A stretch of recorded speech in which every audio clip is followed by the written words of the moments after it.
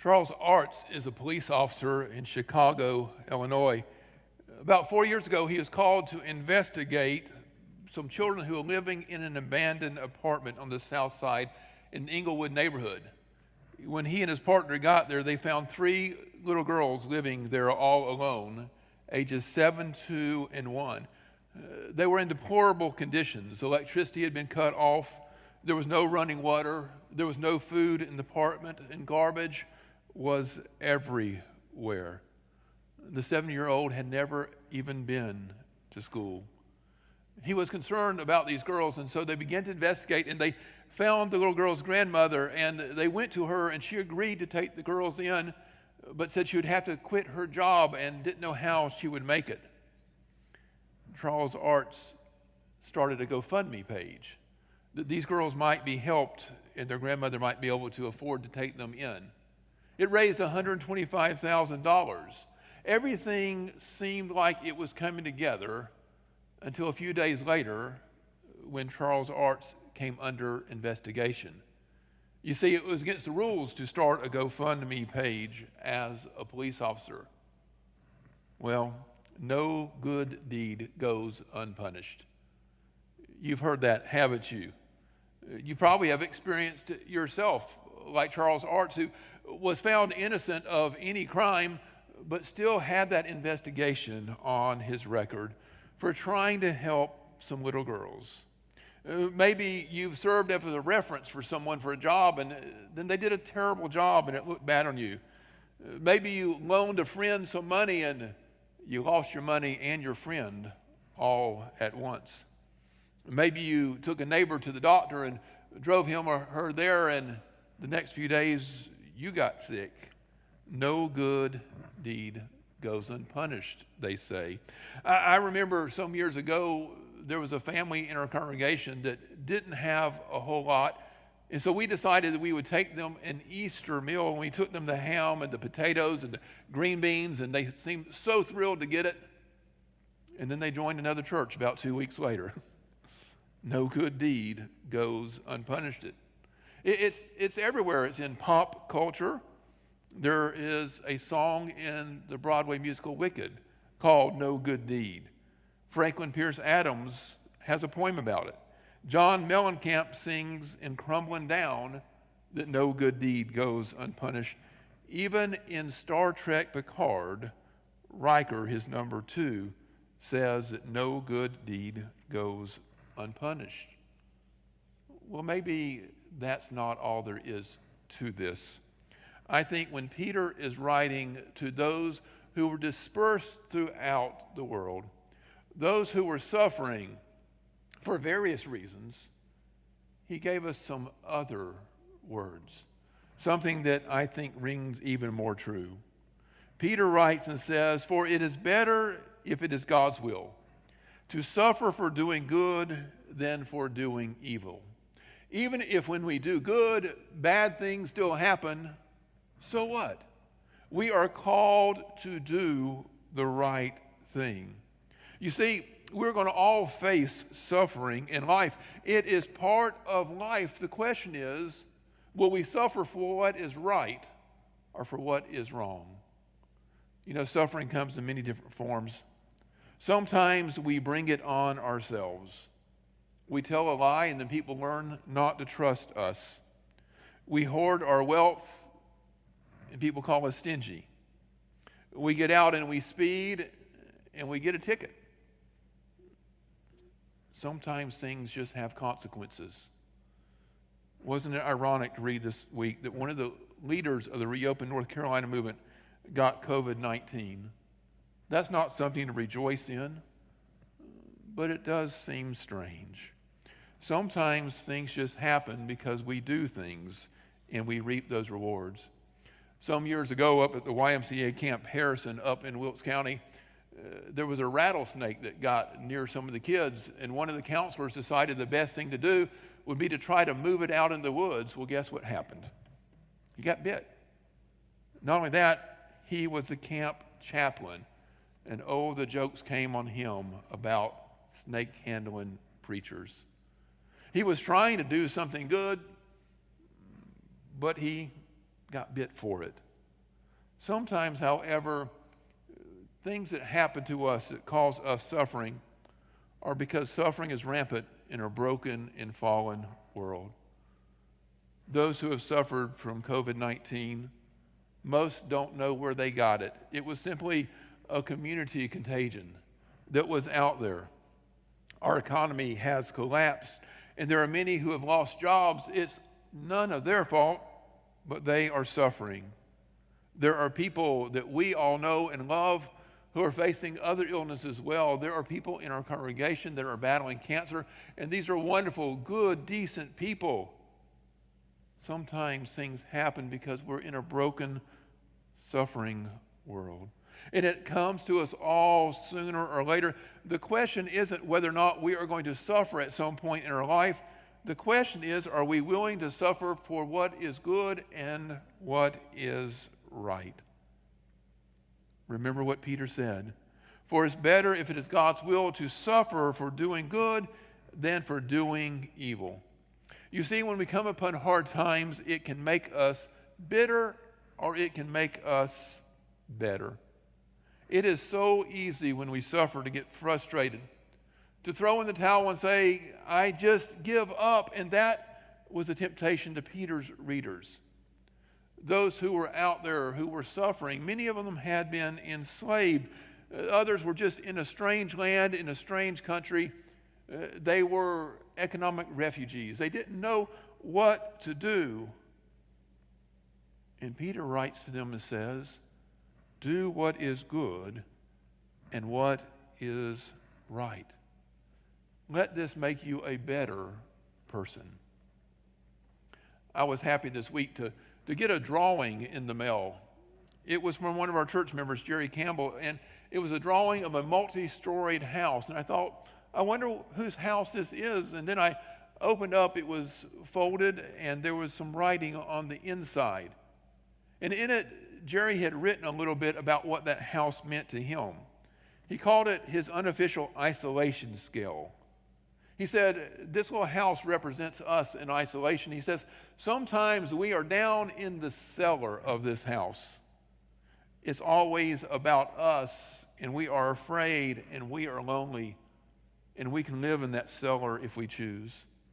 He said, or we can move up to the first level, and in that first level, maybe we begin to reach out a little bit, but maybe we're just watching a lot of TV and we're bored. But we can move up to the second level. We can limit watching the television. Instead, read some books. We can begin to think more positively. We can call friends. We can exercise and go out for a walk. And then Jerry said we could also move up to the next level. And that level is where we actually start counting our blessings. That we can look out the windows and see that spring has sprung and that God is at work in this world. That we can look at this time, we may be isolated as a time that we can draw closer to God and to use this as a blessed time out, a time of retreat and reflection. And then Dr. Campbell says that we could even maybe keep going higher, maybe live up in the attic or the roof. What would that look like to get closer and closer to God in this time? I know as we face suffering, it can be difficult. I've been through dark days myself, and I can remember one time when I was really down, when I was suffering with depression. Some things had happened in my life that were somewhat out of my control, but my response was within my control. And I remember talking to a pastor friend of mine, and he looked at me and he said, Nelson, do not waste a drop of this suffering. It is too precious and it comes at too great a price. What will you learn from this? What will change after this? Peter is writing to folks who are in suffering, who are in difficult times, and he says for them to make a choice and to choose righteousness. You see, righteousness is a choice. Did you hear Peter quoting an old song? For whoever would love life and see good days must keep their tongue from evil and their lips from deceitful speech. They must turn from evil and do good, and must seek peace and pursue it. For the eyes of the Lord are on the righteous, and his ears are attentive to their prayer, but the face of the Lord is against those who do evil. God calls us, even in our worst days, to live righteously, to seek the peace for others and for ourselves, to seek that eternal peace that passes all understanding when we sink deeply within God's grace and know that we are in God's hands. And then to take that grace and that peace and to extend it to others, and to find ways to make peace even in a world that is filled with turmoil, that we would find ways to be righteous. Every day we get up and we have an opportunity to choose how we live. Do we get up and say, "Oh, good Lord, it's morning"? Or do we get up and say, "Good Lord, it's morning"? This is the day the Lord has made. Let us rejoice and be glad in it. Do we want to pull the covers up over our head, or do we get up and attack the day? Do we reach out to others and see how they are, or do we just withdraw into ourselves? Do we waste our days away, or do we find ways to be productive? Do we just simply watch television all day, as I'm guilty of some days? Or do we turn it off and open our Bibles and open our hearts and minds in prayer? What will we do with the day? When I was growing up, I had a childhood friend named Reggie. Sometimes I'd go over to Reggie's house after school. When I'd get home, my parents would often ask me, "Well, how was your day?" or "What did you do today?"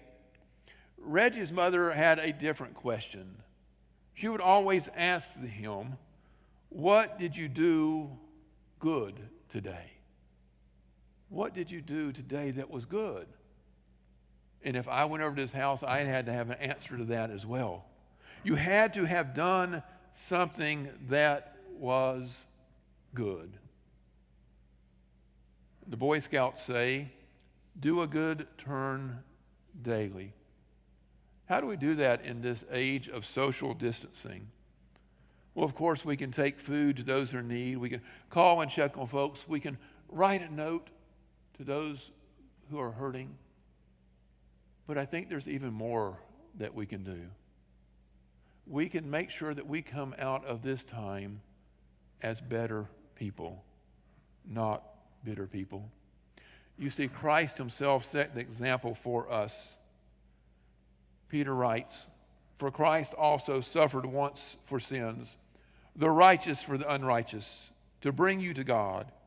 He was put to death in the body, but was made alive in the spirit."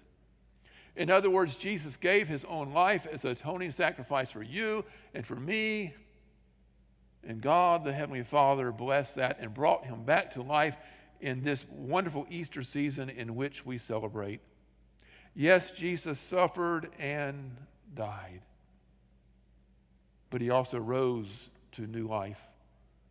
Jesus gave us an example of what to do. He was always found among the needy, among the poor, among the outcasts of society. He went out and he healed the sick, even the lepers who were unclean. And even being in their presence made him unclean. Jesus fed the hungry. He welcomed children and laughed with them. Jesus even reached out to sinners and forgave them.